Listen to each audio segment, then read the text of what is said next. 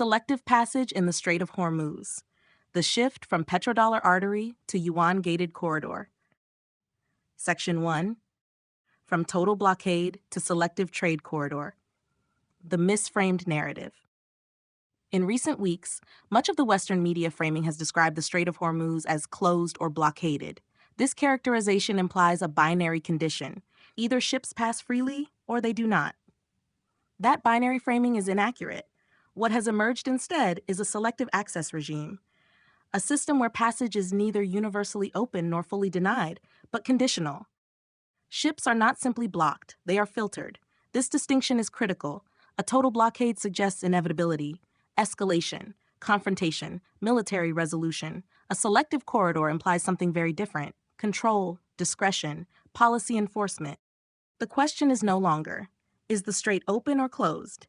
The real question is, who is allowed to pass and under what conditions? Section 2. Historical baseline. The strait as a neutral artery. For decades, the Strait of Hormuz has functioned as one of the most critical arteries in the global energy system. Roughly 20% of the world's oil supply has historically transited this narrow waterway connecting the Persian Gulf to global markets. Its importance was not just geographic, it was monetary. Oil shipments moving through the strait were overwhelmingly priced and settled in United States dollars. This reinforced the petrodollar system, where energy trade sustained global demand for the dollar. The strait operated under an assumption: neutral access. Even during periods of conflict, there remained a tacit understanding. The waterway itself was a global commons. That assumption is now being challenged. Section 3. The structural shift. From open passage to selective access. As of late March to April 1st, 2026, multiple observable developments indicate that the strait is no longer operating as a neutral transit zone. Instead, it is functioning as a controlled corridor with enforced conditions. 1. Physical control layer.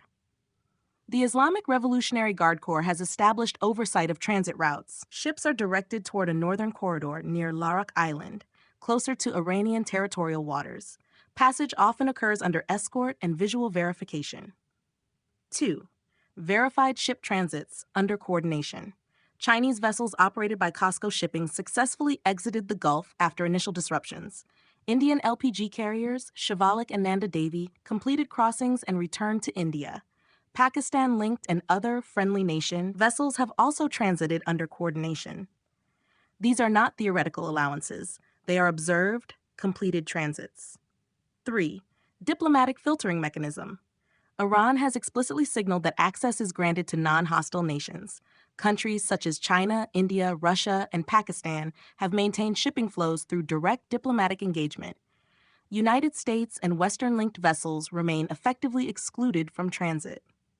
4. Currency-linked access conditions reports and shipping patterns indicate that Chinese yuan is being used for trade settlement and toll payments where applicable. In some cases, such as India, officials state no toll is paid. This suggests something deeper. Currency alignment and diplomacy can substitute for fees. Synthesis of the shift. What emerges is not a blockade, but a reclassification of access, from open to conditional, from neutral to aligned, from dollar-based to selectively yuan integrated. The strait has not been shut down. It has been reprogrammed into a system, one that integrates geopolitics, currency, and physical control into a single access mechanism. Section 4. Currency as gatekeeper. The rise of CNY settlement.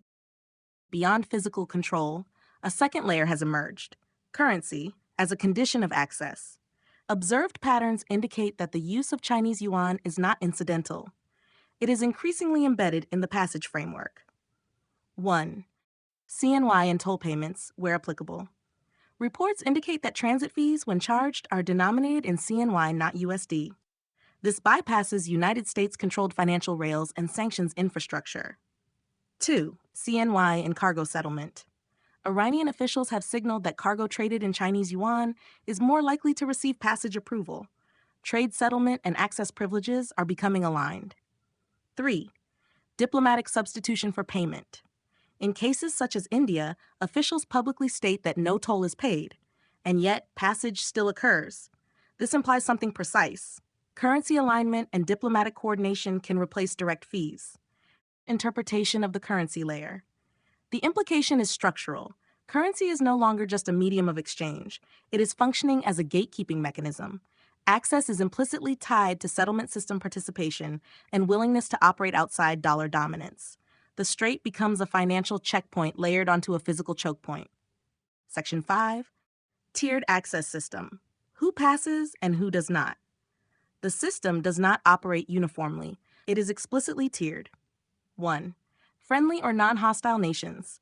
Iranian officials have publicly identified categories of states permitted passage: China, India, Russia, Pakistan, Malaysia. Additional coordinated states, including Iraq and Bangladesh.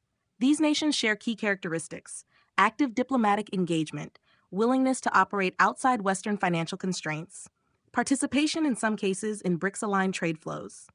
2. Conditional access. Some vessels transit on a case-by-case basis through direct negotiation, verified cargo, compliance with routing and signaling requirements. This layer is discretionary, not automatic. 3. Excluded or blocked actors. Vessels linked to the United States, Israel, and Western-aligned entities are effectively excluded, denied access, or deterred through risk, enforcement, and insurance constraints. System logic. This creates a three-tier structure. Friendly nations receive active passage through diplomacy and currency alignment. Conditional actors operate under vetting and compliance. Hostile actors are denied access through exclusion and risk enforcement. Key insight: the strait is no longer governed by international neutrality. It is governed by political classification and alignment. This content is brought to you by Bobby Giggs. Promote your brand here and reach a wide audience across platforms like YouTube, Instagram, and Facebook. Follow the links in the description to get started. Section 6. Operational reality. How the system actually works. The system is not theoretical. It is operational with identifiable mechanics. 1. Controlled routing. Ships are directed toward a northern route near Larak Island.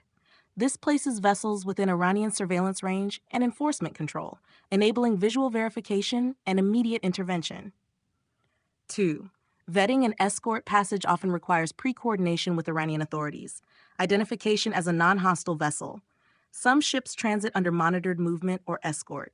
3.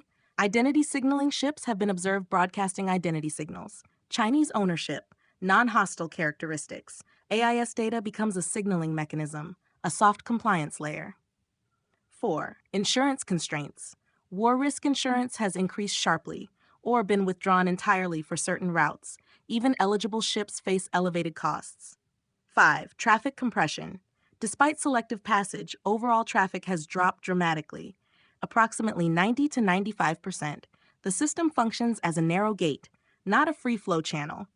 Synthesis of operations. The system integrates 3 layers: physical control, financial structure, political alignment. Together, they form a fully integrated access control system. Section 7. The Tehran toll booth model. What is emerging is not a blockade, but a checkpoint system. A Tehran toll booth. 1. Pay to pass. Some vessels are charged transit fees, up to approximately $2 million. Payments made in Chinese yuan. 2. Permission to pass. Other vessels report no payment and still pass through diplomatic coordination. 3. Conditional access. Access depends on political classification, currency alignment, and compliance. Payment alone does not guarantee passage. Alignment can substitute for payment. Conclusion of the model. This is not a traditional toll system. It is a hybrid checkpoint, where money, politics, and movement are fused into a single gatekeeping mechanism. Section 8. Geopolitical implications beyond the strait. The implications extend far beyond a single waterway. 1. Erosion of neutral commons. Strategic choke points were once treated as shared infrastructure. Now access is conditional, politicized. The shift is clear, from global commons to controlled corridors. 2. Permissioned infrastructure. The strait functions as a permission network. Access is granted, not assumed. 3. BRICS-aligned coordination. Transit patterns show continued flow for China, India, Russia, and aligned states. A parallel system emerges, reducing reliance on Western-controlled channels. Key implication: the strait is no longer just a choke point. It is a geopolitical sorting mechanism. Section 9. Monetary implications. The petrodollar under pressure. The shift is also monetary. 1. Weakening dollar exclusivity. Energy trade has historically been dollar denominated. Now, Chinese yuan is being integrated into settlement and access. 2. Choke points as monetary leverage. Control the choke point. Tie access to currency. Incentivize adoption through necessity. Actors face a choice: maintain dollar alignment and risk exclusion, or adopt alternative settlement and maintain access. 3. Early signals of a multi-currency system. This does not yet replace the dollar, but introduces a functional alternative where dollar dominance is no longer absolute. Monetary conclusion. The Strait is being used as a live testbed for currency competition. Section 10. Strategic interpretation. A new infrastructure paradigm. What is unfolding fits a broader pattern. 1. Infrastructure as control. Infrastructure is no longer neutral. It is conditional, policy-driven. 2. From physical to financial control. Control extends beyond geography into settlement systems, currency rails, access permissions. 3. Alignment as access key. Access depends on alignment. Political, economic, systemic. Infrastructure becomes a coordination mechanism rather than a passive asset. Section 11. Forward outlook, replication and expansion. The Strait may be the first instance, not the last. 1. Replication across choke points. Similar models could emerge in other choke points. Suez, Malacca, Bab el-Mandeb. 2. Institutionalization. Selective access could become normalized, codified, embedded. 3. Strategic paths, escalation. Normalization, fragmentation, multiple futures remain possible. Section 12. Conclusion. From blockade to filter. The evidence supports a clear conclusion. The Strait of Hormuz is not closed. It is selectively open. Final synthesis. Not a shutdown, a reconfiguration. Not a blockade, a filter. Not neutral, aligned. Closing statement. What appears as disruption is system redesign. The Strait has transitioned from a passive artery of the petrodollar system to an active gate in an emerging, multi-currency, geopolitically aligned trade network.